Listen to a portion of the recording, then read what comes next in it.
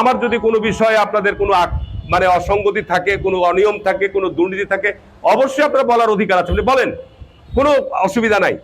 কিন্তু আপনি যদি এখন দাঁড়িয়ে বলেন যে বিএনপি 6 মাসে আপনাদের দায়িত্বশীল এই যে হামিদুর রহমান আজাদ, জামাত ইসলামের একজন শীর্ষ নেতা, উনি আপনারা দেখেছেন গণমাধ্যমে এবং বিভিন্ন মাধ্যমে ছড়িয়েছে যে বিএনপি ক্ষমতায় আসার 6 মাসের মধ্যে 512 জন মানুষকে গুম করেছে। সর্বনাশ! এত বড় অভিযোগ, এত বড় অভিযোগ যার কোনো ভিত্তি নাই। একজন গুমের কোনো অভিযোগ দিতে পারবে না জামাত ইসলাম এই 6 মাসে বিএনপি সরকার ক্ষমতায় আসার পর। সুতরাং এই আমি মনে করি হামিদুর রহমান আজাদকে অবশ্যই আইনের আওতায় আনা উচিত এই ধরনের গুজব এবং মিথ্যা ছড়ানোর জন্য। কি ঠিক না বেরিয়ে করছি বলেন? কারণ আল্লাহ পাক তুমি বলছো যে তোমরা আল্লাহর আইন চাই, সৎ লোকের শাসন চাই। তা আল্লাহর আইনের মধ্যে তো অত্যন্ত স্পষ্ট আল্লাহ পাক বলছে কোরআনের মধ্যে যে মিথ্যা হচ্ছে সমস্ত গুনাহ পাপের শিরোমণি। তা আপনি গুজব ছড়িয়ে দিলেন, আপনি গুজব প্রচার করে দিলেন, দিয়ে বললেন যে আমি এটা সরি ভুল হয়ে গেছে। এটা হলো? আপনি একজন এমপি পার্লামেন্টে দাঁড়িয়ে দীর্ঘ 10 মিনিট বক্তৃতা দিয়ে বলছে তার পরিবার নাকি সবই মুক্তিযোদ্ধা, 40-50 জন মুক্তিযোদ্ধা। পরে প্রমাণ হলো যে ভুয়া, একজন মুক্তিযোদ্ধা নাই। ঠিক না বেঠিক বলছি কথাগুলো?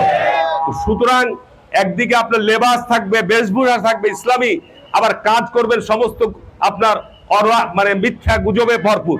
এটা যায় না, এটা হয় না।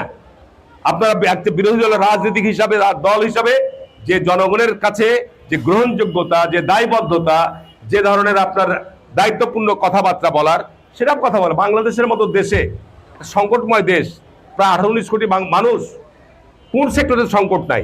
শিক্ষাতে সংকট আছে, স্বাস্থ্যের সংকট আছে, অর্থনীতিতে সংকট আছে, সব জায়গাতেই সংকট আছে। আমি কি রাতারাতি দায়িত্ব নিয়ে আশ্চর্য আলাদা আশ্চর্য প্রদীপের মতো সব সমাধান করে দিতে পারবো? আজকে আমি আমার জায়গা থেকে, জেলা পরিষদের মতো ছোট্ট একটা মানে আর্থিক প্রতিষ্ঠানের জায়গা থেকে, আজকে এই জায়গাগুলো থেকে চেষ্টা করছি, আমরা চেষ্টা করছি শিক্ষা খাতে জেলা পরিষদের জায়গা থেকে প্রায় আমার এই প্রায় 2 কোটি টাকার অধিক শুধু চাপাইনবাবগঞ্জ সদরই আমি বরাদ্দ করেছি। চারটিখানি কথা না, আগত জেলা পরিষদের দায়িত্বে যারা ছিল আপনি কম্পেয়ার করেন তাহলে তো বুঝতে পারবেন। তো যাই হোক, আমি আর বক্তব্য বাড়াবো না। আমি সর্বশেষে অনুরোধ করব যে এই অটোমেশন সিস্টেম চালুর ব্যাপারে আপনারা যারা এই যে এখানে এসছেন, এখানে আমাদের নার্সরা আছে, আপনারা যারা এসছেন সবার সহযোগিতা লাগবে।